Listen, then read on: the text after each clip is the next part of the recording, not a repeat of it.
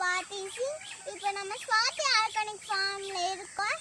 இப்போ நம்ம ஸ்வாதி ஆர்கானிக் ஃபார்ம்ல பில்லை பத்தி பார்க்க போறோம். அருகாம் பில் இருக்குல்ல, இதை இந்த மாதிரி பிரான்ச் போட்ட இடத்துல அருகாம் பில்லை வளர்த்து வச்சிங்கன்னா கோழி, நம்ம அப்புறம் மாடு, நாய் நம்மலாம் எல்லாருமே சாப்பிட்டா பிளட்டு நல்லா சுத்தமா இருக்கும். அதுக்கு தான் இந்த அருகம்பில் நாங்கள் வளர்த்துருக்கோம். கோழிலாம் நல்லா சாப்பிடும்.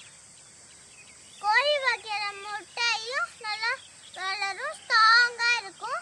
கோழியும் நல்லா ஸ்ட்ராங்காக இருக்கும், முட்டையும் ரொம்ப ஸ்ட்ராங்காக இருக்கும். நல்ல முட்டையும் வைக்கும். கோழி சுத்தமாகவும் இருக்கும். இதுக்கெல்லாம் இந்த நாங்கள் இந்த அருகம்பில்லை வளர்த்து வச்சுருக்கோம். எங்கள் வீடியோ உங்களுக்கு பிடிச்சிருந்தா லைக் பண்ணுங்கள், ஷேர் பண்ணுங்கள், சப்ஸ்கிரைப் பண்ணுங்கள். தேங்க்யூ.